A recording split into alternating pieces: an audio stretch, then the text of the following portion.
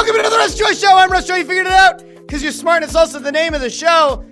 Buenos dias a todos. It is a wacky Wednesday here on the Russ Joy Show as we try our best, we try our damnedest to figure out what is going on in Philadelphia sports today. We have a bunch of mid-week flip-flopping among national media pundits that we'll get to. If you're a Flyers fan, I have good news. I have some thoughts after last night's absolutely disgusting overtime win over a hapless Detroit Red Wings team. But I have to tell you, the thing that made me feel even more sick and tired than that game last night was watching Danny Briere's state of the team that he gave yesterday morning. He gave this address to the public on Tuesday morning. And I have allowed it to digest. I allowed it to marinate. And I thought about it last night. And I woke up and re-listened to it today. And I am not feeling that great about the Danny Briere mid-season state of the team. I felt like I've heard all of it before.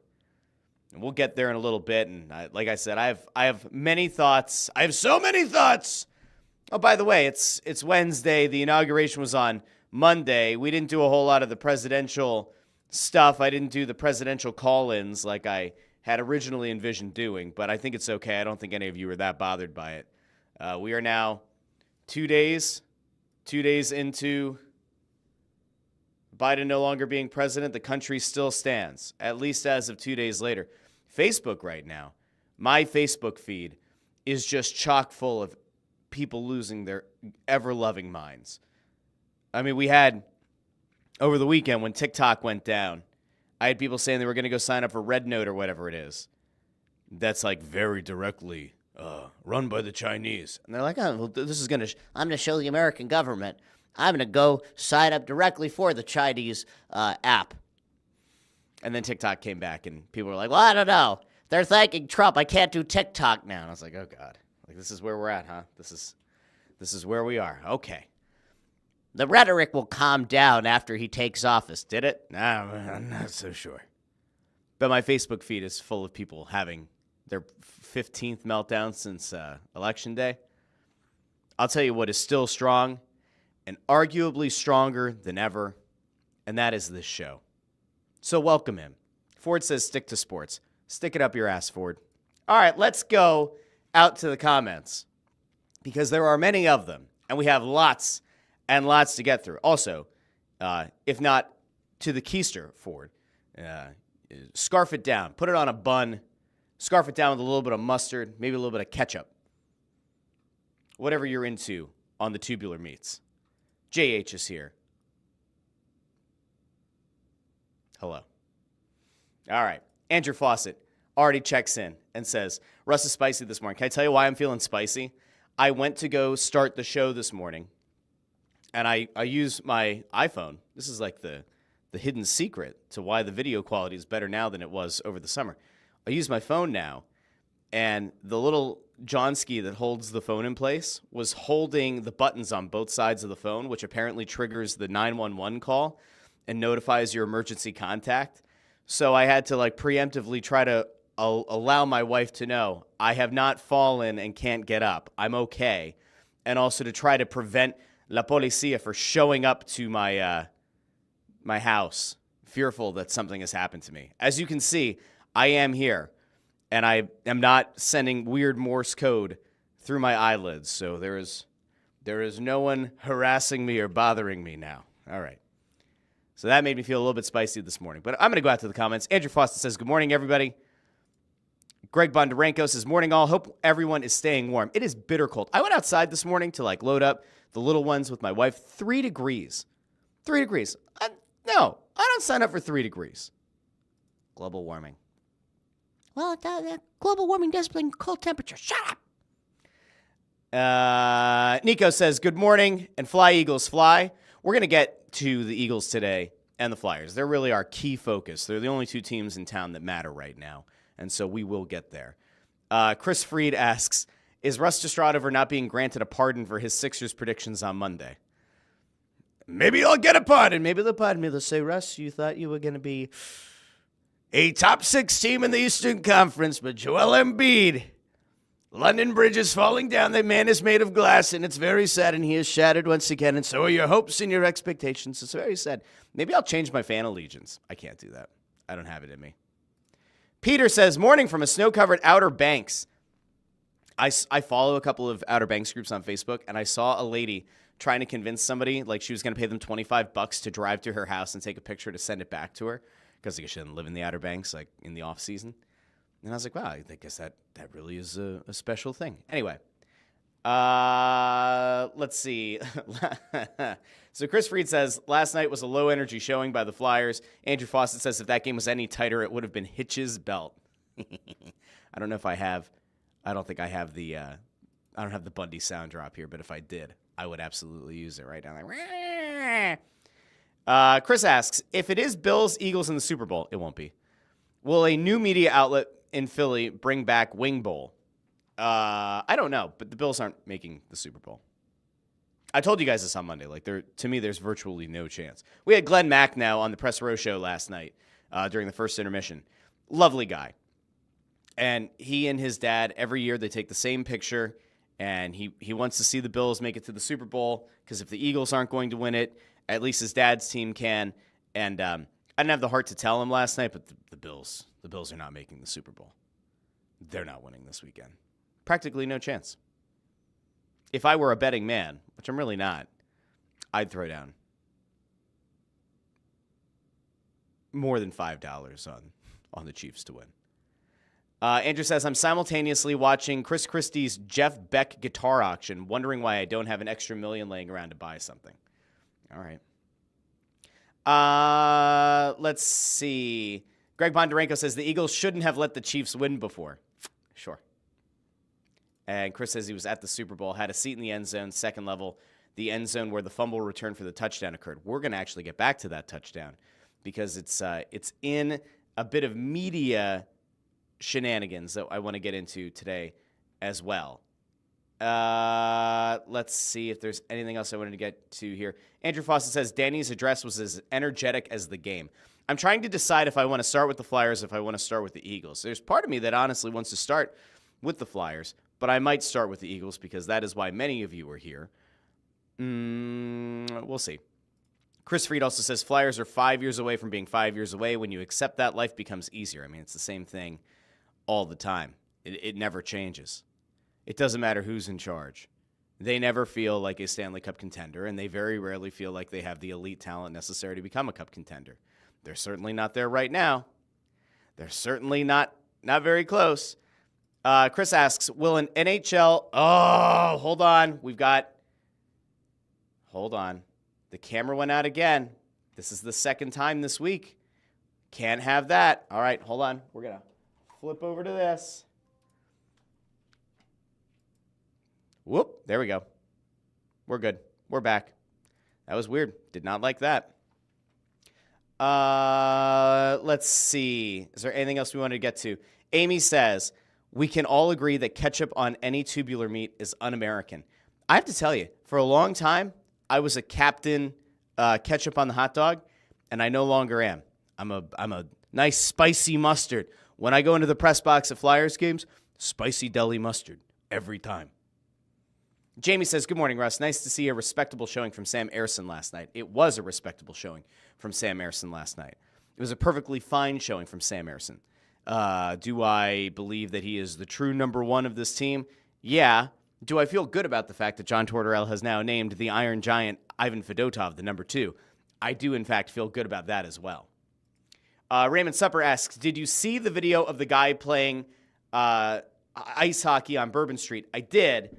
I'll pull it up here because it's hilarious. The streets have been frozen over in New Orleans. And so let me throw this up on the screen for everybody to see because it's absurd. And I actually do have a shout out to an old college friend of mine who relocated down to New Orleans. So I'm going to get there in a second. But if you feel cold this morning, all right, if you feel cold this morning and you're like, oh my God, it's 3 degrees. How will we survive? Think back to Michael Caine playing Ebenezer Scrooge. How will we endure it? Here's what's happening in New Orleans. This is on Bourbon Street, or somewhere in that general vicinity. The streets have totally frozen over. New Orleans has no idea what to do with the ice. I wouldn't be surprised if they tried to go to restaurants and get them to like dump out kosher salt on the street. So as you can see, stick handling leaves a little bit to be desired. But kudos to this guy for having the skates down there. Not something that you would expect down in New Orleans, but yet there he is. There he was. Oh, sorry, that was on Canal Street.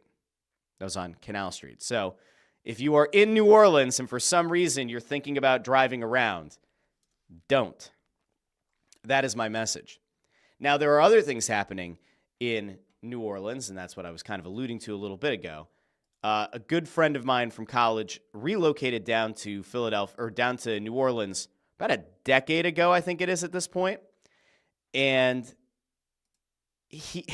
I saw him post on Facebook earlier in the day that he was going to be like walking out and about, and he wanted to, I guess, go survey what was happening because, as many of us know, when you head out to a non-northeast city and it snows, people tend to panic a lot. So he said to me, "Just wait, I have something for you." And I was like, "All right, well, what exactly does that mean?" And then I finally saw it. So let me pull it up here. But this is absolutely unhinged greatness. His name is Andy. So Andy goes out to, I'm just trying to figure out how to share this off of Instagram. Boy, oh boy. Let's see. I did just have it. It's gone again.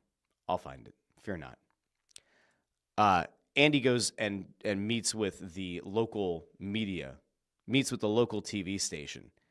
And I guess they were a little bit concerned that somebody looked as comfortable as he did out in the snow. And so let me see if I can pull up. There we go. It's a reel. There we go. All right, let me snag this. Here we go. This is good TV. This is good stuff from our buddy Andy down in New Orleans. Here you go. So Andy is approached by the local media, and he has the following to say. What's it like? It's crazy. I mean, I've been here almost 15 years, certainly never seen it since then. So, I mean, it's something else. Mr. Ball. Any advice? I mean, you grew up north. Any advice for people down south dealing with this? Stay inside. Stay warm. Also, go Birds. Oh, PJ, you said he was going up west. He likes the Eagles. Boo. Now, I don't know who that was in the video that was booing it. That may have been his significant other. Doesn't matter.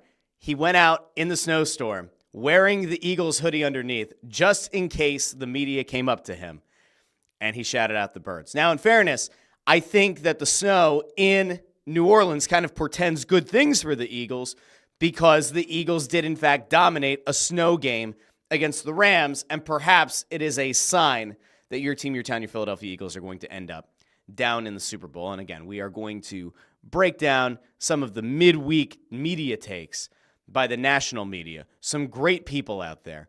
We're going to get back to it, and we're going to get there because there's a lot. Our video guy, Amadeo, says, on to jury day number 2. Bless up. I hope it's almost done. I hope it's legitimately almost done. There is nothing worse than jury duty. I think there are ways to get out of jury duty. It just depends on how comfortable you are with making up a very fake narrative. I don't think you're supposed to do that, but you can probably get out. Okay. Greg Bondarenko saying that was awesome. So we have one of our own down in New Orleans ready at any time to shout out the Birds on TV. Ford says, I had 5 inches of snow in my driveway in Phoenixville. They had 9 inches of snow in parts of Florida and New Orleans. And Peter, who checked in earlier on the show, pointed out that it is very snowy down in the Outer Banks. So places that aren't used to having snow are probably in some form of a panic at this point. Now, I'll tell you who's not in a panic. Me. I do not feel nervy at all about this weekend's game. I don't have the fear of cursing the team. I don't have the fear of jinxing the team. I just genuinely feel like this is a good matchup for the Eagles. Now, do I believe that Jaden Daniels is playing some of the best football in the NFL right now? Of course he is. if he weren't, the Commanders would be nowhere near the NFC Championship game. I saw that over on Get Up yesterday, Damian Woodley tried to make the case that that Jaden Daniels is the best quarterback in the playoffs right now, that he is playing the best of any quarterback, which drove that panel nuts. They're like, he's not playing better than Josh Allen. He's not better than Patrick Mahomes. But, in fairness to the guy, he was very adamant that Jaden Daniels is playing the best football of any of the quarterbacks in the playoffs. I think Jaden Daniels is going to give the Eagles some legitimate matchup nightmares. And I think that Scary Terry is still a guy that you're going to have to try to put on, Guantanamo Bay. You have to hope that Quinyon Mitchell's back and at full health. I just don't have the fear for this game. I felt really nervous about the Rams game. I felt iffy about the Packers game. I thought that the Eagles were a significantly better team and that the Packers had some injury concerns at wideout. And so I wasn't as concerned there. I was concerned to a point about the Rams because, as I noted a few times, I don't like facing those teams that have a greater purpose. And because of the LA wildfires, I was like, oh boy. You don't need to have a team that's motivated by something awful ravaging their hometown. You got past that team. You had to hang on with both hands and try to strap yourself to the game to try to dig your heels in and make sure that it didn't totally fall apart. You had to stop the van from careening off the cliff, but the Eagles were able to do it. I'm not that worried this weekend. Now, I get it. I fully understand that Jaden Daniels is playing great football, and he is. I get that he is a true standout rookie QB who looks like a third, fourth year vet. Totally agree. But there's something about this Eagles team that just makes me put my head down on the pillow at night and feel significantly better that when I go to sleep and I wake up the next day, they're still going to be ready to go out and get the job done. I'm not concerned. I think that it could end up being a very close game. I'll also point out the fact that, if you go back to the game that the Eagles lost in Washington, right? That was the one that I heavily criticized Kenny Pickett for not being able to get the Eagles a touchdown in that second quarter, not being able to finish off a couple of drives, and then having, was it the third quarter? I don't remember now. It was the third quarter was a bunch of punts, maybe one field goal. But there were just so many times where the Eagles had the opportunity to put their foot on the Commanders' throats, and they didn't do it. And I mentioned on Monday's show, there are uncomfortable parallels between Mets, Phillies, and Commanders, Eagles, insofar as you had the chance to essentially eliminate the team you're about to play from postseason contention during the regular season, and you couldn't get it done. The difference here, of course, is that the Eagles didn't have Jalen Hurts in that game. They had him to start, and then he got concussed. I'm not that concerned. Now, I have seen a lot of people. There are some theories floating around, and we're not going to dive too far into those theories, but there are theories out there that Jalen Hurts may have been given something to help him with the pain for the knee, and that it may have led to him being a little bit chattier post-game, we'll say, than he usually is. There are some things going around TikTok yesterday that, again, we're not gonna bring up on the show today for fear of repercussions, I guess. But some people are implying that perhaps Jalen was in the clouds at the end of that game. Perhaps Jalen wouldn't have been able to drive, but he certainly could play that game. That's what some people on TikTok are saying. I'm not saying that. There are people on TikTok who are. And that has found its way to Twitter. And if you haven't found it yet, I guarantee it'll be coming around. I think I saw the name Jalen Perks was going around on Twitter last night. But again, that's not me saying that. I'm not the one implying it. I am merely pointing out the fact that there are some people who seem to believe he may have been given something for the pain in that knee. But that's okay. No big deal. Totally fine. Chris, the Wreckage Bruce, says, I'm nervous like crazy. Divisional games are always wild cards, now with the Super Bowl on the line. And I totally agree. I legitimately do. Ford says, here's the thing. If the Eagles get to the Super Bowl, they better win it. Another L would blow. Well, of course. I think we all agree. Raymond Supper says, if Baker doesn't fumble the ball or the Bucs rookie center snaps the ball right, the Commanders aren't even there. I don't like to get into the ifs and buts. What I do like to get into is the idea of if you line these teams up across from each other, I think the Eagles probably win this game 9 out of 10 times. The key is making sure that the one standout, the one anomaly, isn't this Sunday. I don't have a hot take for the game. Maybe by Friday I will, okay? But this set up so incredibly beautifully for the Eagles. This entire scenario has played itself out about as well as you could. The only truly negative thing to have happened this postseason is losing Nakobe Dean. That is it. And it's a big loss, and hopefully it won't cost them this week. Hopefully it wouldn't cost them in the Super Bowl. Losing Nakobe Dean is awful, okay? Jaden Daniels is one man. He has the ability to flip a game on its head. He went into Detroit, took a Commanders team that, to the points here, he took a team that should have, at least by the odds makers' opinion and by many of the pundits' opinion, should have had no chance to go into the number 1 seed Detroit Lions Stadium, and they won. And they won convincingly. This wasn't like a Hail Mary with 10 seconds left on the clock. It wasn't like Jaden Daniels could have gotten a field goal to tie or a touchdown to go ahead. They led through much of that game.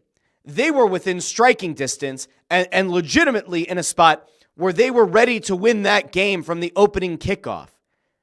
Jaden Daniels is fantastic. I just don't know if I think Jaden Daniels is going to find that same success against this Eagles defense.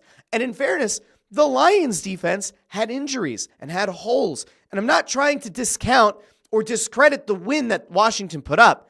But man, this Eagles defense is a totally different beast. And I know that one of our loyal viewers on the show and listeners on the show, Joe Papel down in Florida, he often sends me stuff on Twitter where he shows me, how the Dolphins defense kind of collapsed last year under Vic Fangio. And he has a legitimate concern that it's going to happen to the Eagles again. I'm not there. I'm legitimately not even close to being there. I think this Eagles team is just a different beast. There is something special about this team. And that defense is just an ultimate, it's not even really a bend, don't break. We've had those defenses in this town before. They're just a defense that gives me tremendous confidence. Did I have that stomach ulcer forming at the end of Sunday's game against the Rams? Yeah. And then I kept coming back to, they are opportunistic. They'll figure out a way to make a big play. Jalen Carter gets the sack on Matthew Stafford on 3rd down. And then the final play of the game, there's a pressure that Carter creates, and Stafford throws the ball 6 yards out of bounds to end the game. It's an opportunistic defense, and they have figured out how to create more and more turnovers. They weren't the best at it in the beginning of the season. They have gotten exponentially better at the end of the regular season and into the playoffs. That's what you need your defense to do. Click on all cylinders, create extra possessions, generate takeaways, give the ball back to Jalen Hurts in this offense. The real key is going to be whether or not Hurts is healthy. We have to know if that knee is going to be okay. Are we going to get reduced mobility Jalen Hurts like we had at points last year? Like we sort of had at the beginning of this year where it seemed like he was really trying to find his footing and kind of regain some confidence. Are we going to have that Jalen Hurts, or are we going to have the guy who busted the 44-yard touchdown run at the start of the Rams game? Because if we have that guy, well, that's the truly dynamic quarterback you need. And you also have the guy who mentally knows not turning the ball over is your ticket to victory. It has been since the Week 5 bye. Hurts has been astounding at maintaining possession. He's not taking the shots that some people might want him to. He's not taking the shots downfield on 50-50 balls or in a double or triple coverage like Carson Wentz used to. He's being responsible with the ball. It's a big part of why this Eagles offense continues to just get the job done. Now, I will point out, and I say this in a very nice way, a genuinely nice way. There are some people who saw a clip from this show the other day, and I don't know if you know this or not. Follow me. Koalas. Koalas' brains are pretty smooth. They don't have a lot of the squiggly parts, right? Koalas are dumb is my point. They might be cute, but koalas are dumb. They have very smooth brains, not a lot of squiggles. How dumb are koalas? Koalas like to eat the eucalyptus leaf. If you give them the plant, they can pick the leaf off and they eat it. But if you pick the leaf off and hand it to it, or you pick the leaf off and set it in front of it, The koala's like, what the fuck do I do with this? Oh, what is this thing? Oh, let's go, Aussie. G'day. What's this thing in front of me? I don't know what that is. You give him the plant, and he goes, oh, yeah, eucalyptus leaf. Love that. And then takes a nice nap. But if you put it in front of him, he says, what the hell is this? I don't know what this is. That's what a lot of people I'm starting to find are when they are doom scrolling short form content across TikTok and Instagram Reels especially. There were people who were incensed that I said, if you like Joe Burrow and a guy who slings the ball around, go pray at his altar, but I'll gladly take Jalen Hurts still in the playoffs after not turning the ball over and continuing to deliver win after win. Got a bunch of koalas in the comments who are like, you see, this is stupid homerism right here. Any Eagles fan would rather have Joe Burrow than Jalen Hurts. That's not the point. You absolute dumb koala. I think it's going to be my new insult is koalas. That's not the point. Is Joe Burrow a better quarterback than Jalen Hurts? Physically, arm-wise, probably, yeah. Did Joe Burrow once again lead his team to a piss-poor start and ultimately cost them the opportunity to make the playoffs? Sure did. So I'm fine with Jalen Hurts being a good situational quarterback who's not turning the ball over, who knows that he has the best running back in the backfield and executes down the stretch and doesn't turn the ball over and doesn't give the opposition more possessions, doesn't turn it over in his own end, and ultimately puts you in position to win playoff games. Sorry, I just had to let that one out. I just had to let it out a little bit. Now, if there's one thing that I'm a little bit nervous about, and that I'm not exactly the biggest fan of, it's that Kellen Moore is taking interviews for head coaching jobs. We saw the announcement come out that he did a virtual interview with the Cowboys. There were people last week who were panicked that, if he's taking interviews, is he really focusing in on the job at hand? Is this going to be Jonathan Gannon 2.0? I don't think that's what this is. Again, if I'm Jeffrey Lurie, I'm making whatever offer I can to retain Kellen Moore. Because it's not even so much that Kellen Moore is the greatest offensive coordinator of all time. That's not the point. The point is that Jalen Hurts deserves to have the same offensive coordinator for 2 years in a row. That'd be swell. And the great thing is, I saw this floating around over on Twitter, but it took a non-analyst to make the point. But Morris Chestnut was over on First Take, and he said it maybe better than anyone about the fact that Jalen Hurts hasn't had the same offensive coordinator for more than 2 years in a row through his career, and tags in Shannon Sharpe to just kind of add a little bit of color to the point, add a little bit of insight to the point of how hard it is to have different offensive coordinators. So I want to go over to First Take real quick. Because again, Morris Chestnut, he goes on, has a very good point, brings up this thing about the offensive coordinators. Let's go. Let's hear what he has to say to Stephen A. Smith, who's wearing, is that velvet he's wearing? Stephen A. Smith wearing velvet? That's a good look on him. Guy can pull anything off, but I also believe that Jalen Hurts, he had a turnover. And Shannon speaks about that all the time. They're talking about the end of the Super Bowl last year. You got to protect the ball. You have to protect the ball. But Jalen can't play offense and defense. But if we look at the stats, Jalen was money. Fair. Kansas City did not want to give the ball to Jalen to end that game. They had to drain that clock. And Jalen Hurts, this is what people don't understand. Here we go. The one time he had the same offensive coordinator for 2 years in a row, he went to the Super Bowl and outplayed Patrick Mahomes, who people are saying is the greatest quarterback ever. It's a very good and astute point. Now, the Nick Sirianni concepts and the macro view of the offensive playbook may be very similar. It may be the same thing. The concepts might be the same, and the OC needs to work within the framework of what Sirianni has put in as the macro concepts. But this is a perfectly fine point. And this actually speaks to a young quarterback not having consistency in his offensive coordinator. And that is hard to do. Let's get back to it. have to give this man a chance. This is his first this offense is his first year in this offense with this offensive coordinator. At the age of 26, he's had 4 offensive coordinators. Shannon, how hard is it to learn the playbook? Tagging Shannon Sharp. Can you tell me the hot tag? It is very difficult, especially the quarterback position, because he has so much on his plate. He has to, the line protection, where to go with the football, the different coverages, what I'm going to do when they give me this coverage as opposed to what I'm expecting when they gave me that coverage. But let me ask you this, Mo. Yes. How Flipping it confident back. are you that your team can get past the Commanders, get to and win the Super Bowl? Ooh. Well, I'm worried about the game because this is a division game. It's a third time seeing this team. It's a totally We split fair the- critique. We split the People season are worried series, about so the it's gonna be a divisional very, aspect. very challenging game. I will say this. The one thing about Jalen, how confident am I in Jalen? Jalen does not turn the ball over. And, one of the one. Bingo. That's where we can stop it. He doesn't turn the ball over.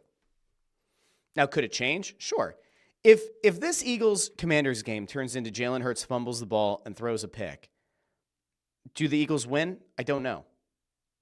Because at that point, you have to change the game plan. Chances are the Commanders will be able to capitalize on at least one of those turnovers. And if you're behind late, are you confident that Nick Sirianni is going to dial up a bunch of rushes and try to get Saquon to hit a home run late in the game? I'm not so sure.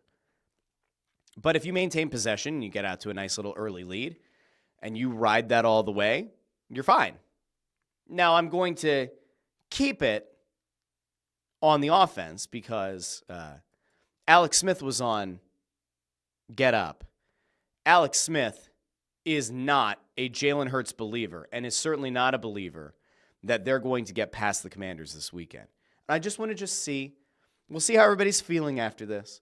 If you agree, if you disagree, if you think Alex Smith is off base, if you think he has any validity to his concerns, I want to get to this, though, because I haven't listened to Alex Smith analyze the NFL very much. And honestly, after I heard this, I'm not sure that I want to hear it ever again. But here's Alex Smith just talking about Hurts and about whether or not this offense has the ability to win a Super Bowl. Agreed. And listen, this passing game, and we've seen it from this offense all year, it is conservative by nature. Yes. And Jalen is conservative with the football by nature. Listen, he's risk adverse. He values the football, and that's been the formula for this offense. He's doing what this offense wants him to do, right? They live in a world, we've talked about it with the tush push. It is 1st and 9. Everybody, they got a different set of rules there, right? And so you see it on 3rd down. Watch their 3rd down play calling.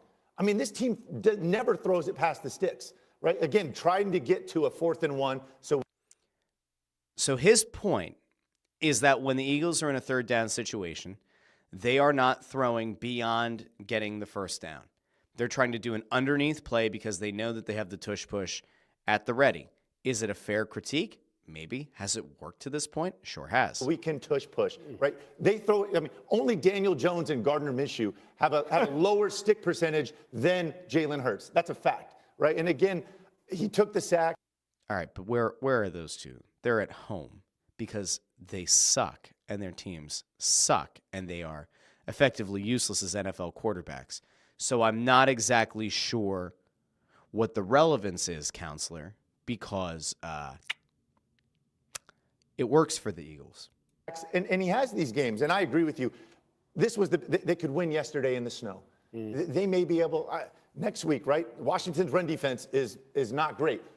Can they hoist a Lombardi doing this? I don't think so. Wow. So after all that, he doesn't think the Eagles offense can win a Super Bowl. The thing that continues to befuddle me, I am not making excuses for the way that Jalen Hurts plays. I am not making excuses for what some might consider to be lackluster play, that he doesn't put up 300 yards a game. Like, they win. What difference, I'm going to sound like Hillary Clinton here, what difference does it make how they win? They go out each and every week with a very similar formula to wear down the opposition on both sides of the ball in the trenches so that when the 4th quarter rolls around, offensively you can get Saquon Barkley to hit a home run with a big run, sometimes a big touchdown run. Defensively, you've worn down the offensive line, and Jalen Carter is able to get through and to make a big play. It's the same formula every game, and it works. So why the criticism of the play calling? Like, they're playing a conservative approach because they don't want to throw, 20 yards down the field on third down because they know if they pick up enough yards to get within a yard, they have the tush push available. Isn't that smart game planning? Isn't that smart play calling? What am I missing? I don't know what I'm missing. Marco checks in and says Hurts is a brick thrower who's now 1 win away from going back to his second Super Bowl. What are we doing here? I don't know. Greg Mondorenko says, I can never listen to national media. They flip-flop more than a pancake. Oh, you want to talk about flip-flops? Oh, don't you worry, because I have quite the flip-flop for you. I had this one queued up just in case. And my friends, it finally happened. A guy who has poo-pooed the Eagles to this point, he finally came around. Now, I don't know. This might actually change whether or not I think the Eagles are going to be able to win the Super Bowl or to win this week in the NFC Championship game, because I'm not exactly thrilled about the fact that this guy has now decided to side with the Philadelphia Eagles, but he seems to have found his inner excellence, and he has a point that he wants to make, and then we're going to get to the Flyers. But Chris Broussard appears to have come around on the Eagles. Brew, more or God less help faith us. in Philadelphia. And if you don't believe us in God, then tree AJ bless us. doing this. On the sideline in the locker room. Didn't help wherever AJ you're much at. yesterday. AJ made a few drops, but he will learn. He'll get better because of this book. Excellent book. like this. Look, well, you know what they say. One man's treasure, one man's trash Get it out. is another man's treasure. Nick dumped the Eagles coach, and I was here to catch him on the rebound. Now, look, I do feel like in this game I'm kind of in a no-lose situation. Well, I don't know if he's in a no-lose situation. All he's done all season is crap on the Eagles, say that the Eagles have no chance. Now, Nick Wright, if you remember, preseason had the Eagles third in the NFC. I think he had the Commanders winning the division. So kudos to him for getting the Daniels part of this right. But now you have Chris Broussard flip-flopping. You said I'm kind of like the Jaden guy. After Coach, Coach is the number one Jaden. Really, Coach is a commander. Broussard is now claiming that he's the Jaden Daniels guy, which is very unfair. And now everybody on the panel is calling him out. Since we asked, who would you rather have, Jaden or Stafford? Was that the question? What? No. Who's the first playoff game? Jaden or Baker? Jaden or Baker? He has fallen apart. Broussard, he couldn't get the one man's trash is another man's treasure thing out, and now he is stuttering all around. Again, I'm not sure that I like having Broussard on board with the Eagles, but we'll continue. I'm a Baker guy. I like Baker, but okay. I chose Jaden over Baker. Got it. Said Washington was going to win that game. We're doing Eagles. right now. Let's talk about Philly. So I'm in a no-lose, but I'm going to stick with the Eagles because we've been having a good time this week. Oh, and now I'm really free because the Ravens are done. So can I? So I think it'll be a great game.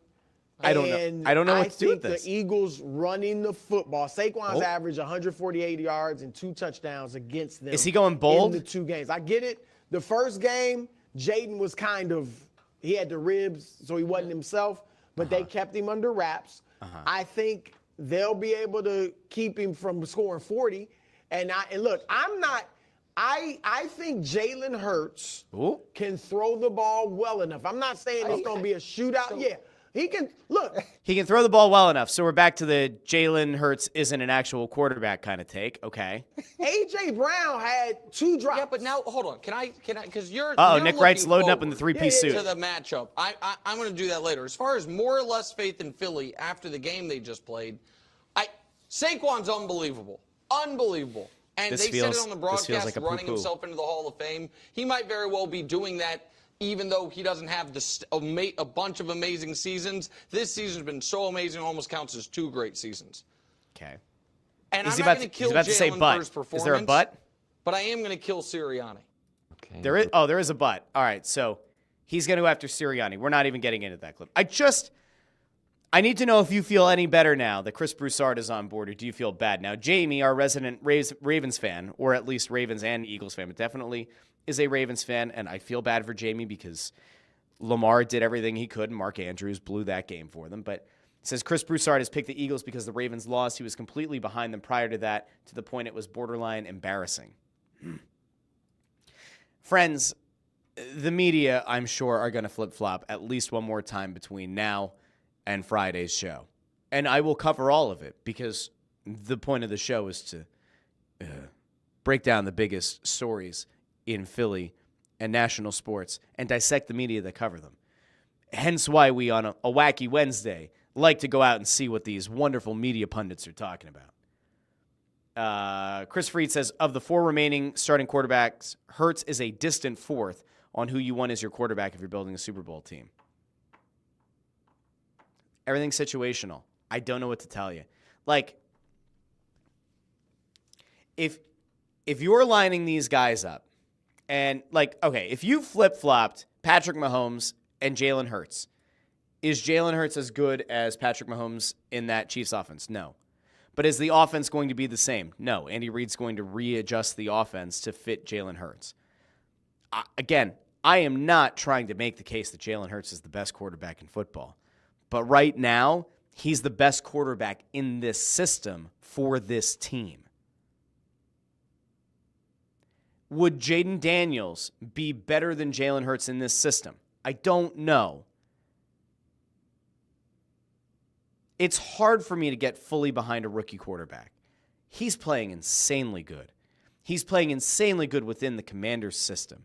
If you moved him to one of these other teams, is Jaden Daniels finding the same success? If you flip-flopped Josh Allen and Jaden Daniels, is Daniels as good with Buffalo? Is Allen as good with the Commanders? I don't know. Hurts is just a different breed of quarterback. I'm not comparing them. Can't compare them. Again, you go by accuracy, you go by arm strength, you go by game-breaking ability. Yeah, then he's probably 4th of the 4 quarterbacks. But within this system and doing exactly what is expected of him and going out and not turning the ball over and delivering clutch plays, Hurts is the perfect quarterback for the system, at least right now. You're not going to get me to change my opinion.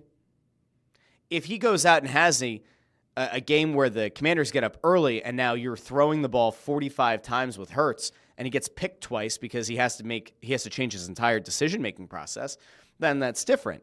But when this team is able to run the ball, is able to remain close in games, and can then bust it open with a Saquon run, he's a very good quarterback within this system. That's it. Let's see. Ford says, there are balls Daniels threw in the last game that Hurts has never thrown ever. We'll see if it works for Daniels this week. Is Lamar Jackson a better quarterback than Jalen Hurts? Yes. Is he still playing? No. And after this week, when either Buffalo or Kansas City gets knocked out of the playoffs, will Jalen Hurts be a better quarterback than Josh Allen or Patrick Mahomes? No. But will he still be in the playoffs? If the Eagles win, he will be. Nico says, Hurts wins games and gets to Super Bowls. Give me Hurts. If Hurts gets back to his 2nd Super Bowl in his very early stage of his career, whether he wins it or not, he will have done something that Donovan McNabb never did. He will have done something that neither Nick Foles nor Carson Wentz were able to do. I don't know. I feel like so much of this right now, so much of the discourse around Jalen Hurts is just people looking for a reason to complain. Enjoy the ride they're taking you on. Jersey over on YouTube says it's just 1 year of Daniels. Let's see him after year 3. Sometimes rookie QBs excel in their rookie season. They hit the sophomore slump, right? And then defensive coordinators really adjust. And some of those guys, the really great ones, they take the next step. And the ones who aren't great, they kind of fall back down to earth. Andrew Fawcett says Josh Allen is a different animal from all of them, though. No, I think Mahomes is a better quarterback.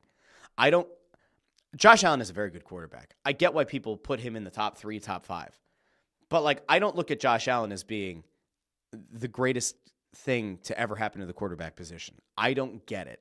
Now, if he delivers and takes the Bills to the Super Bowl, which I don't think he will, if he delivers a Super Bowl win to a franchise that desperately could use some good news, to a franchise that has a fan base that has just gotten punched in the gut time and time again, then we can have a different conversation. But at this point, Mahomes to me is in a league of his own. Now, does Mahomes flop and does it piss me off to watch Mahomes take dives like Neymar? It does. If the officials are going to give him the calls, he's smart to continue to kind of take advantage. Ford says, can any of the quarterbacks remaining get past Mahomes? So far, no. That's a good point. Andrew says, if Hurts can't run, there will be problems. I agree. If his mobility is limited, this isn't going to be great. You maybe can beat Washington, but you will not beat Kansas City in the Super Bowl if Jalen isn't mobile. So we got to hope that left knee is okay. Chris Freed asks, where would the Eagles be if they were in the AFC? Would they have made it out of the wild card round? Yeah, I mean, with the defense that they have, yes. With Saquon performing the way that he has, yes. I mean, in theory, could the Eagles have taken the place of the Ravens? Yes, like that is totally conceivable. And do I think that the Eagles would have figured out a way just based on how Baltimore played and how they were able to get Derrick Henry going to some extent, and you have the dual threat QB? Like, I think so. Would the Eagles have ended up in an AFC championship game against the Chiefs? Maybe. Would they have gotten past them? I don't know. Hard to say. No one knows. AJ's here. Says, respect to the BattleBots, T. Thank you. I got this in Vegas when I was out there for work. I took one night, and, people go out to Vegas. They go do all kinds of crazy things. I'm a boring human being who loves his wife and has a family and just is not a very exciting human being to be around. Except I did get to, stay up really late and watch the Tropicana Hotel and Casino implode with some people that I work with in the industry that I work in who are in sports betting. But I'm a pretty boring human being to be out with. And I can tell you that the night that I went to BattleBots, it was one of the happiest nights I've ever had on my own, or at least in the last 10 years on my own. BattleBots is incredible. So incredible.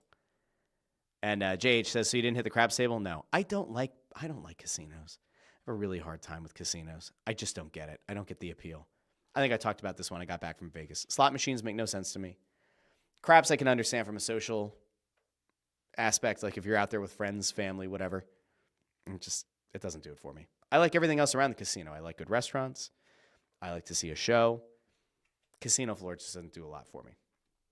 All right, now, I want to get to the last thing today. And the last thing today is probably what I'm going to get the most worked up about. Because as I said at the start of the show, I have now had 24 hours or so to digest the Danny Briere press conference, the mid-season state of the team. And a day later, I do not like what I heard. Now, in fairness, the first time that I watched it, I was sitting in the Snow the Goalie studio at Wells Fargo Center preparing for a live episode of Snow the Goalie with Bundy and Ant. And we had it up on a phone, and I think we missed the first couple of minutes.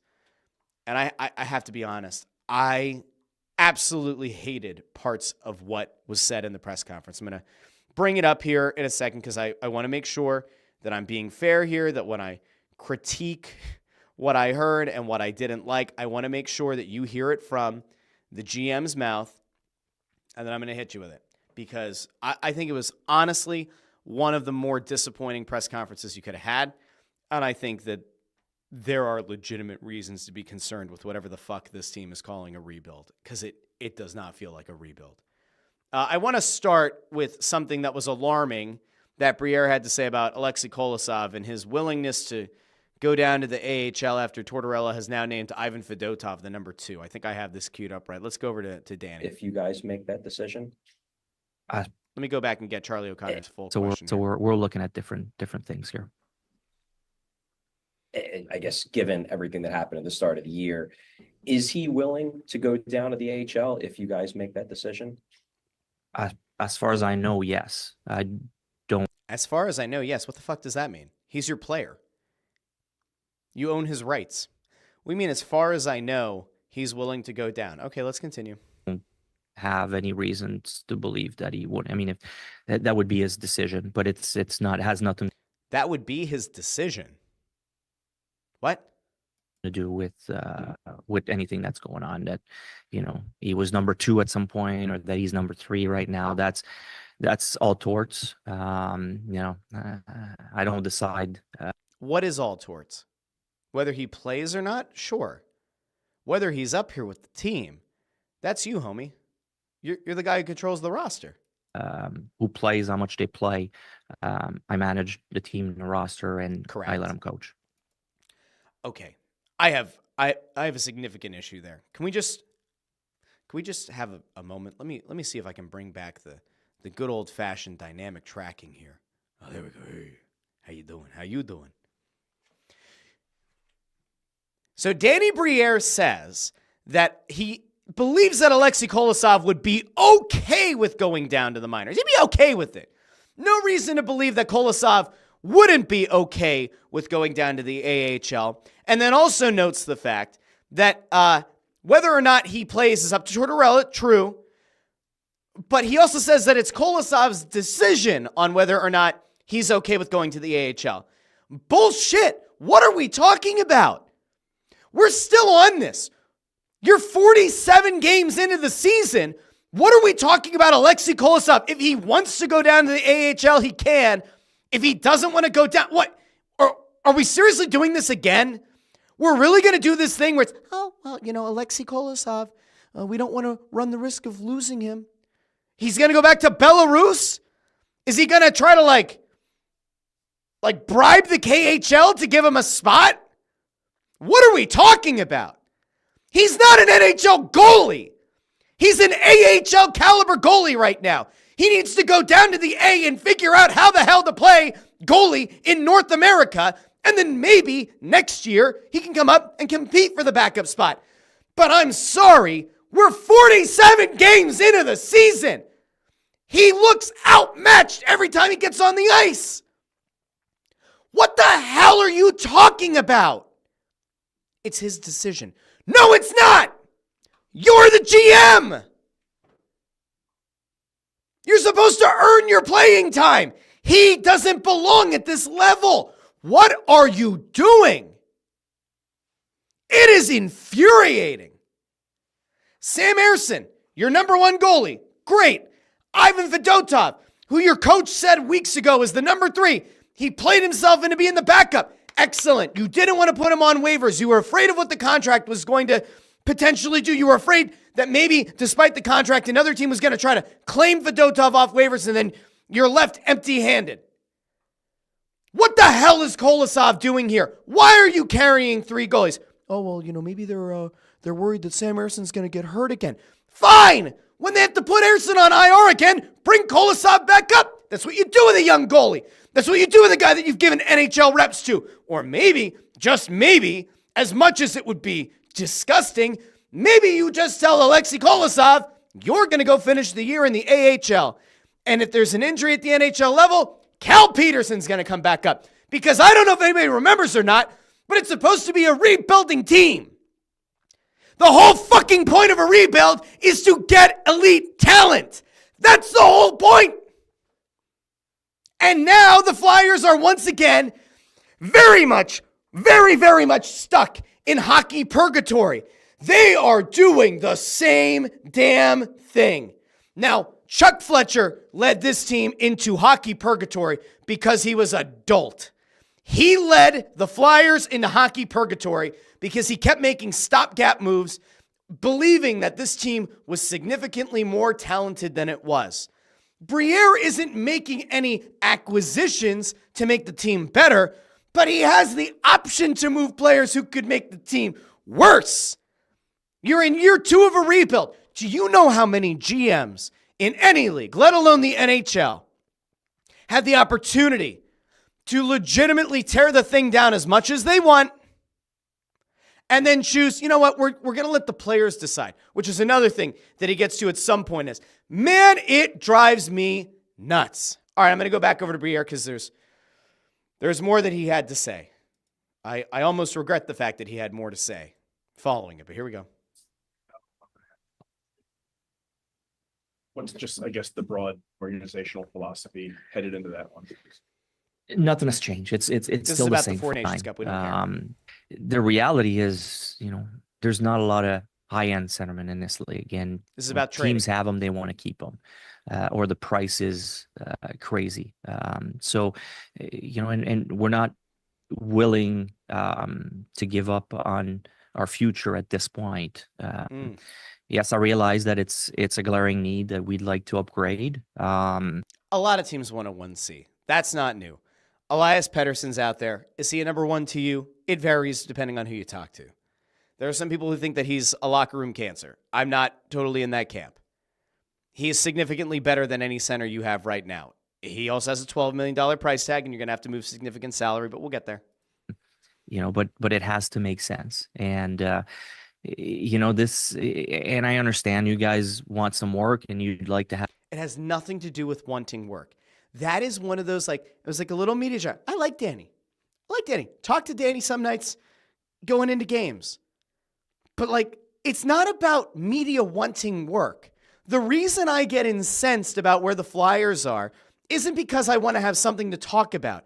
I could talk about anything going on with the team, and I'm perfectly fine. My content box is full. I have so many things I could break down about the team. But I care about the team actually, becoming a cup contender, which you're not going to get by drafting at 15 or 18. If you don't want to make the move for a center because you're afraid it's going to change your timeline, fine, just say that. But I don't think that's what it is, because they tend to talk out of both sides of their mouth. Have a trade to keep you busy, but the reality is, if we force something after 2 weeks, we can't press undo and start from scratch again. So yeah, God forbid you go out and get a 1C. I know. You'd have to hit undo. Sure. We got to be sure before we make a move. But believe me, we're trying. We're looking at everything that is out there, that is available, and see. We're even asking. I got to tell you, if you're a cynic, and I'm not typically a cynic with this guy, because I'm still trying to give him a little bit of grace. He's still newish in the job. We're trying. Sounds very familiar to the guy that he used to work under, who would talk about trades are hard. I make a lot of calls, but calls work 2 ways. Boy, oh boy, I'm not loving that. Questions on some guys that aren't available, just to check in and to make sure. Does it have to be a young guy, or could you envision maybe This is a a guy good that's question. over 30, and I'm just speaking in terms of the center position, that maybe not a long-term solution, but maybe a stopgap where If it makes sense, yes. The answer to that should be abso-fucking-lutely not. Why would you even entertain going out and getting an over 30 center? For what purpose? To what end? You can't say that you're trying. You can't try to tell people that you're rebuilding and then go probably have to trade draft capital to go out and get a center who's over 30 for whatever reason. To what end? Because you think that the team is going to be good enough to make the playoffs? I'm sorry, it's a rebuild. Why are you trying to make the playoffs in a rebuild? In year 2 of why are you entertaining it? What am I missing? Holy shit. All right, we're going to keep going. But there's a lot that goes into play with that also. The length of the contract on the back end, the AAV obviously is another one, and what it's They're about to clear some money off the cap after this year. If it does make sense, absolutely. Why? But in most cases with those older guys, it doesn't. Could you give a progress report on some of your? So he kind of gives you a yes and also a no. Okay, we'll keep going. Overall, I thought he had a really good tournament in what we. There's a thing in here about in the tough matchups. So we're excited for him to turn pro next season. Really looking forward to him. So they're talking about some of the young guys at World Juniors. He was here for a short stint. There's Something that we're going to monitor. There's another thing in here. I really believe in our staff. Absolutely down crazy. there to help him. I'm going to take Danny down for a second. I've got to find the actual timestamp, because there's something in this press conference that drove me legitimately insane, and made me ready to rip my hair out. I think this is it right here. All right, I'm going to bring him back up. Let me know if you can hear this or not, because I did something different. Hopefully you'll be able to hear it. Briere gets asked about Ristolainen and gets asked about Lawton and whether or not they're going to make trades at the deadline, because remember, they're trying to rebuild. With Rasmus Ristolainen, do you expect a lot of dialogue around his name come the trade deadline, and could he maybe be one of the more difficult decisions for you? I don't know yet. So he doesn't know if Risto is going to be a difficult decision, if he's going to be somebody that they're going to look to move at the deadline. Okay, we'll give him some grace. We'll allow him to explain his thoughts. Why is Risto a tough choice? You know, there's teams that have called to inquire.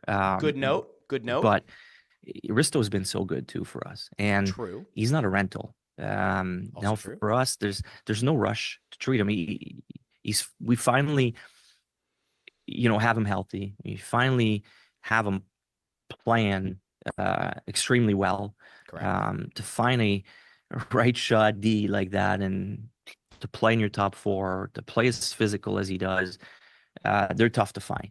So no real disagreements there, but you're afraid you can't find another Risto? You're not interested in hearing what teams have to offer? We have him here for us too. I mean, we get excited about trading him, thinking about the kind of return we can get, but I'm not shopping him. I'm not trying to get rid of him. He's a big asset for us, and it would be a big hole if we ever have to lose him.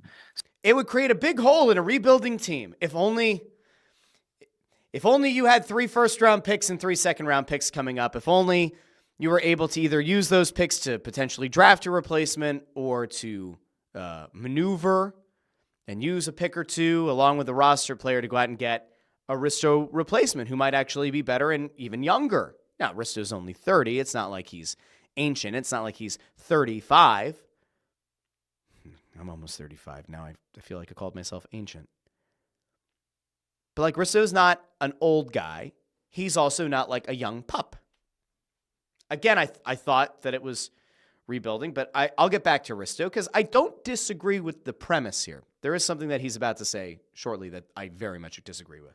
So I really don't know,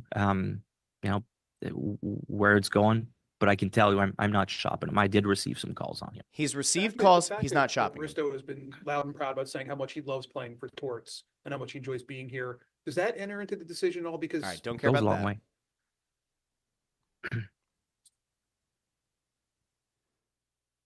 There's a question being asked. It's just very quiet. The evaluation is still ongoing on a lot of these young guys. So where do you see the young guy question? I thought he played extremely well but he went through a little spell there and Elton's on contract the only one. So yeah, I mean it's ongoing evaluation on those guys and He's pacing for 90 points. Mishkov comes over. He's not probably what he's going to be eventually, but he's showing he's already a good NHL player. Yeah, you guys are probably playing better at 5-on-5 in terms of scoring chances than you did last year. The cap's going up. Is there any thought to, maybe not kicking it into overdrive, but maybe accelerating it faster than you thought maybe this time last year? Charlie O'Connor with a great question. Konechny's having this excellent season. Mishkov is here already making an impact. Is there a chance they're going to try to send the rebuild into overdrive? Meaning, instead of tearing it down, that they're going to try to build it up. They're going to try to go out and get players that could make this team more of an actual contender right away. As long as it doesn't hurt the future, it's something we're going to consider. But it's, that hasn't changed. It's for us, the future is still the key. And we're looking ahead. We're looking forward. The players are going to decide in the moment how far they want to push it. And it's been awesome to see. We talked about. That's the problem. That right there. That is the clip. That is the damning statement. That is the thing that drives me nuts. That is what is cognitively dissonant about there being a rebuild and what they are doing right now. Let me try to scrub that back a little bit because there is a part that he just said that makes my blood boil. The players are going to decide in the moment how far they want to push it. And it's been awesome to see. We talked about Cates' line. The players are going to decide. So if you've been sitting back, if you have been sold this bill of goods, you've been told that the Flyers are in year 2 of a rebuild, that they're actively trying to become a team that will become a cup contender. When Briere first took over, when Keith Jones was added, when he was hired, they talked about how you have to get elite talent. Where do you get elite talent? trades, potentially. Unlikely, but possible. The other place is very high in the draft. Last year, they let the players decide. Last year, they sold themselves on the idea that this could have been a playoff team. They did trade Sean Walker, and it cratered their team down the stretch. And ultimately, it killed their chances of making the playoffs. There was that. There was the Sealer injury. There were a couple of other things. But last year, they let the players decide. In year one of a rebuild, instead of tearing it down, instead of trading off the Scott Laughtons of the world, instead of trading off the Rasmus Ristolainens of the world last year, they hung on to their guys. Walker was the only one that they didn't hang on to. They let the players decide. They picked in hockey purgatory. They think that they have a very good player of the future in Jet Lashenko. And he might end up being a really good player. And maybe he does end up developing into being your 1C. And maybe Briere in that draft looks like an absolute genius. We don't know yet. We probably won't know for a few years. Lashenko probably will make the roster next year. If he has a camp like he did this year, he'll probably make it out of camp next year. So there's one of the center holes on your team. But you let the players decide last year. And you picked in hockey purgatory. Whether or not that hockey purgatory pick ends up working out for you or not remains to be seen. I have said a million times, I would have much rather be in that top 5. I would have much rather be in a position to draft a guy like Ivan Demidov and have another one of these young dynamic Russian players who could have come over here in a year or two, would have fit the timeline, could have played with Mishkov, would have made a lot of sense. They didn't put themselves in position to have that, either that spot or to have lottery luck enough to move up into the top 3, top 4. Fine. I thought this year was supposed to be a little bit different. To Briere's credit, they didn't add anybody of significance to make the team better.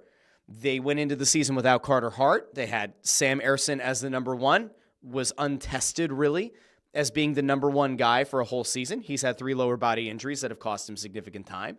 Ivan Fedotov has now reclaimed the number 2 spot after Kolosov had been crowned the number 2 goalie. Okay, fine.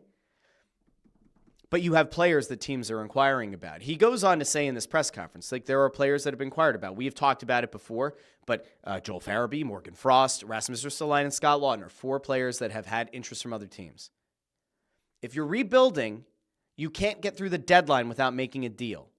Now, I know that there are people of the mindset, and I happen to co-host a show with at least one of them, who says the draft is really what matters. This offseason is what matters. And I keep coming back to my adage, lower the ceiling, lower the floor. If you wait until the draft, you are allowing the players to dictate, allowing the players to decide how the season plays out. You can't do that. You can't tell the fans that you're doing a rebuild and then flirt with the playoffs again. Rebuilds are hard. Rebuilds are hard to execute. A big part of that is because GMs aren't usually given the keys to the castle and then told you can tear it down. Briere was given that option, chose not to do it. He was given the cover publicly that this is going to be a rebuild, not a retool, not a retool on the fly. It was going to be a rebuild. They chose not to tear it down. This feels very much like the last few regimes. I don't want to believe that it will be, but it's kind of hard to sit back and to listen to that and say, oh, this feels like something new. It doesn't. Oh, trading Rasmus Ristolainen is a hard call because you're going to have to try to figure out a way to replace him. Yeah, it's a rebuild. Scott Laughton, last year, we don't want to take market value for Scott Laughton. We need above market value. He's a bottom 6 forward. Good leader, well-liked guy. Bottom 6 forward. You get a high draft pick offer, you take it. You get a high second for Scott Laughton, fine. Noah Cates is there. You get a conditional first, cool. Noah Cates is there. He can be Scott Laughton. Cool. Joel Farabee? Do I love trading Joel Farabee? Not necessarily. Depends on what the return is. Morgan Frost. Do I think Morgan Frost is ever going to thrive and be a legitimate two-way center? No. At least not with Torts as the coach. So why are we unable or unwilling to trade Morgan Frost? What are we doing? What's the point? You can't let these players decide. They're going to go out and try to bust their ass every night. That's fine. But Danny said it himself. He's the one who controls the roster. He's the one who manages the roster. Take some of the tools out of Tortorella's toolbox. Torts is going to coach up whoever's on the bench. Now, you might not be happy. If you trade a Scott Lawton or a Rasmus Ristolainen, does that make John Tortorella's job of winning games and trying to make it into the playoffs harder? It does. Will Torts still coach the hell out of these guys? He will. That's a credit to him. But if you're trying to rebuild, you've got to stop looking at the playoffs. And one of the things that I skipped over from early in the press conference is he says, you know, we're like 4 points out of a playoff. We'd much rather just like have a few more points and be on the inside looking out than the outside looking in. Why? Why would you want to be in the playoff picture in year 2 of a rebuild? Where's the elite talent coming from? If you flirt with a playoff spot again, whether you get into the playoffs or you just miss it, and you end up back in hockey purgatory again, where is the elite talent coming from? You're saying you don't want to jeopardize the future, presumably not trading draft capital to go out and try to get a 1C. You're not willing to do that. At the same time, you're not willing to deal probably your most attractive defenseman to other teams because you're worried about the hole that it's going to create in year 2 of a rebuild. You're afraid of that. You're afraid of, I guess, the leadership hole that trading Scott Lawton is going to be. If you're scared, get a dog. It's supposed to be a rebuild. This whole press conference sounded like, well, we're gonna allow the team to dictate what happens. Bullshit. Bullshit. There are executives around the league that I can almost assure you rip their hair out thinking about the opportunity that has been afforded here and how 2 years in, it very much looks like it could be getting squandered. I get the idea that the Flyers have a lot of money coming off the cap. There's some retained salary. There's some dead money on the cap that they're going to get a little bit of flexibility going into the offseason, and that's fine. But you can't tell the fans that you understand what a rebuild is and how to get elite talent and then go out and do the exact opposite. I don't give a shit if this Flyers team wins another game this year. It would make my life a little bit more enjoyable going down and covering all the home games. It would.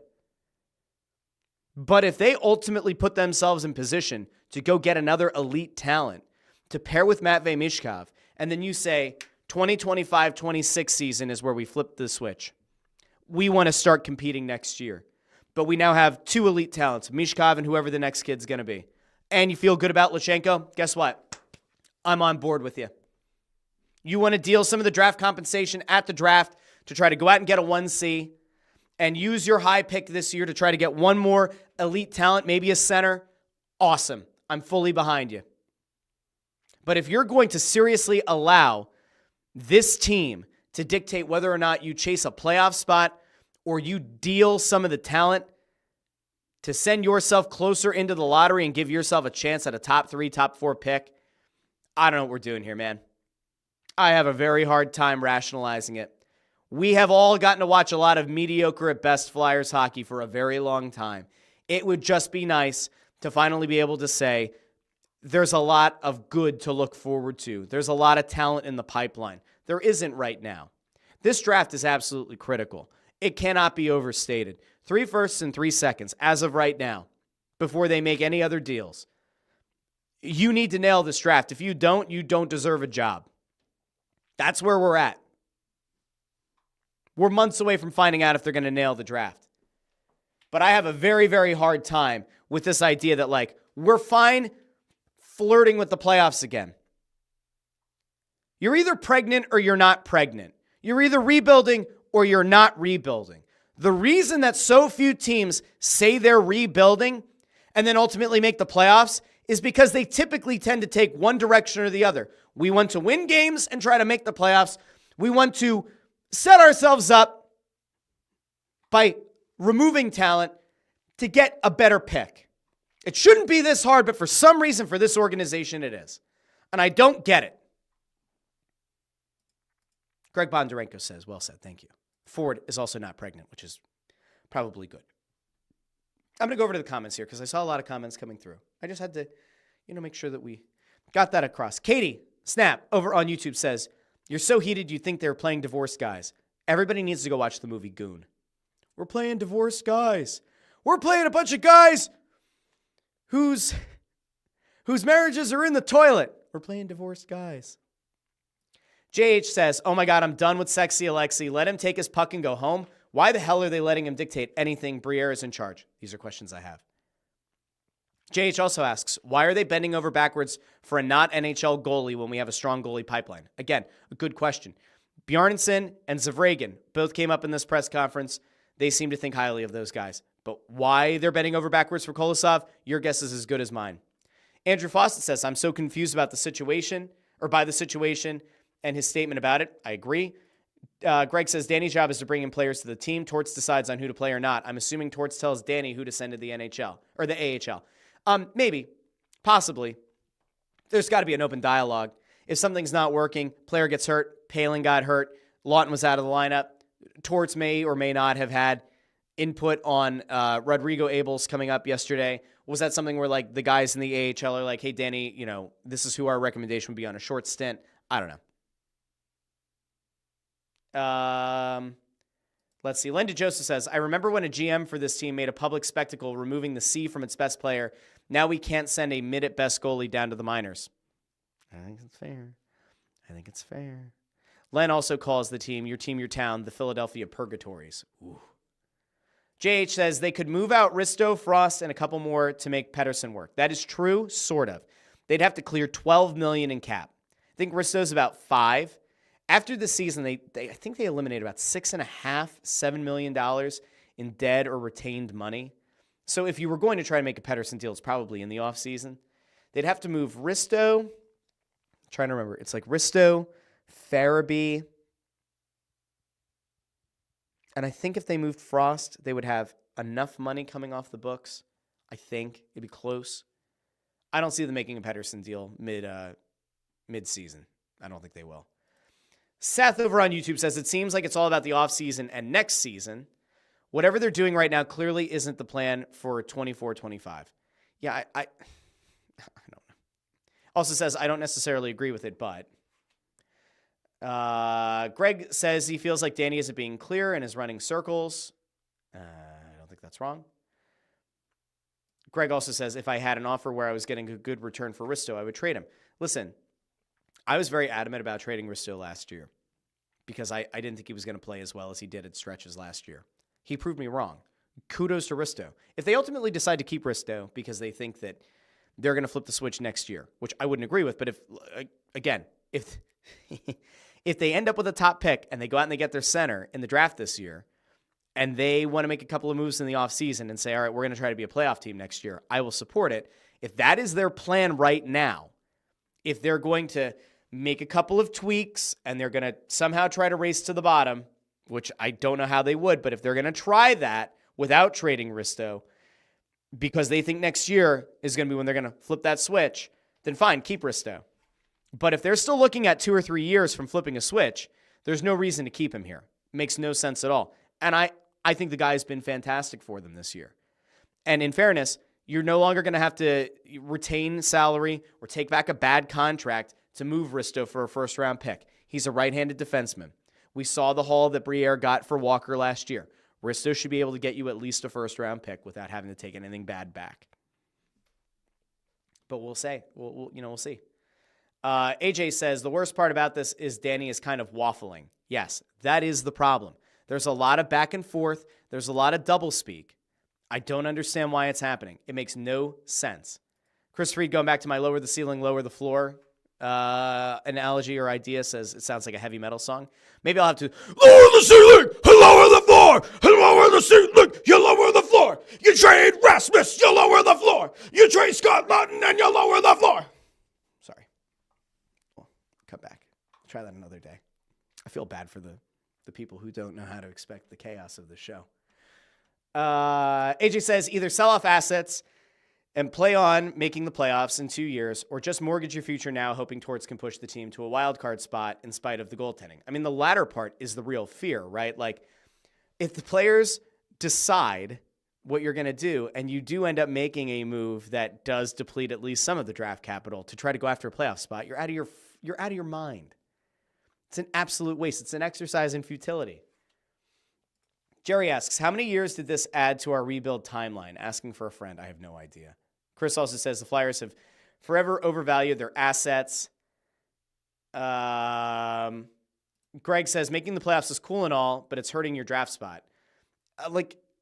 If I thought that this team could get lucky, if I thought that this team had like a veteran player who's been on IR who's going to come back for the playoffs potentially, and like I thought this team had any chance of making a run, I'd say sure, go ahead. But that's not what's happening.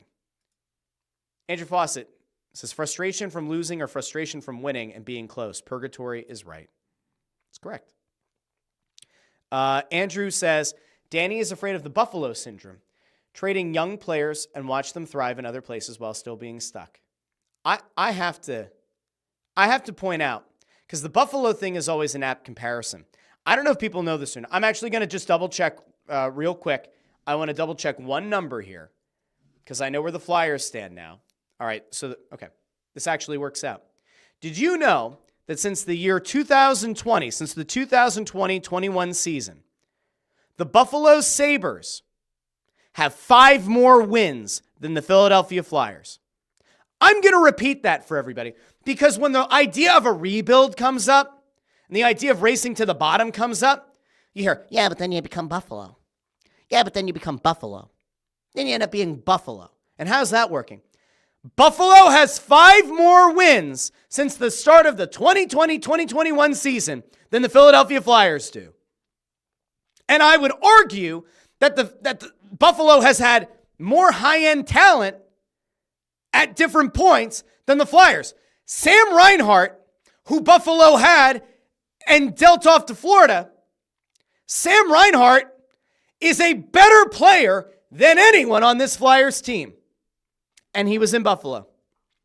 Jack Eichel, maybe not now, but Jack Eichel certainly has had seasons where he's been better than anybody on this Flyers team. 5 more wins in Buffalo since the start of the 2020-2021 season than the Flyers have. Buffalo, who has actively tried to lose games, Buffalo, who has actively tried to end up in the lottery multiple times, still has more wins than a Flyers team that had a delusional GM trying to make Band-Aid patchwork moves in Chuck Fletcher, and now has a GM who appears afraid to trade anybody. Buffalo has 5 more wins. What's the problem? Somebody let me know. Okay, last thing. CTL123 says, I've been a Flyers fan since 1972. I couldn't agree more with this assessment. Flyers need to stop this decades-long obsession with having to make the postseason no matter what their chances are. Thank you, CTL123. Thank you for being here. I appreciate it. And I'm sorry that you've had to deal with this shit a lot longer than I have. But it's insane. Let's see. AJ says, Thursday, Rangers 4-1 over Philly. Philly gets a late goal. Igor Shesterkin breaks his personal scoreless streak. Rempe fights Hathaway just for fun. Entirely possible. The idea was thrown up above about maybe trading Cates as a joke, but Jamie said, God, if Cates got traded, Torts would probably lose his ever-loving mind. Cates looks like a good player. I don't want people to overvalue or overrate him, but he does look good. And again, he is your replacement for Scott Lawton. So do the deal. Greg Bondarenko notes, I remember for a long time, Flyers used to trade and sign veterans every year. It's true. They used to do that. They did. And to their credit, they haven't been doing it as much. And under Briere, they haven't done it, which is great. But again, you're not at the bottom. You're not in the bottom 5. You are very much trending into that purgatory mode. I'm going to just double check here. As of Wednesday morning, the Flyers right now have the 11th fewest points. Right now, without any lottery luck, without anybody jumping anyone else, the Flyers would have the 11th pick in the draft. Now, is that a terrible place to pick? No. Is that where I would want a year 2 rebuilding team to pick? Absolutely not. Not at all. The gap now between number 11 and let's say number 3, which is Buffalo, interestingly enough, is 9 points. It's a 9-point gap between the Flyers and the Sabres. Sabres, Nashville, both have 41 points. Anaheim has 42. Seattle at number 6 has 45, as do the Islanders, who are number 7, technically, with 45 points. Pittsburgh has 48. Detroit has 47. Utah has 47. The Flyers have 50, which has them tied, interestingly enough, with St. Louis and a Rangers team that seems to have maybe started to figure things out again. The Flyers aren't going to make up the 16-point gap between themselves and San Jose or Chicago. Could they fall back? If you trade Aristo and a Lawton, could they fall back into that 5-6 pack? They could. Remember, 2 picks go into the lottery. There's a possibility that 2 teams can jump up in the lottery to one of the top 2 spots. If you finish with the 5th worst record in hockey, the worst you can pick is number 7.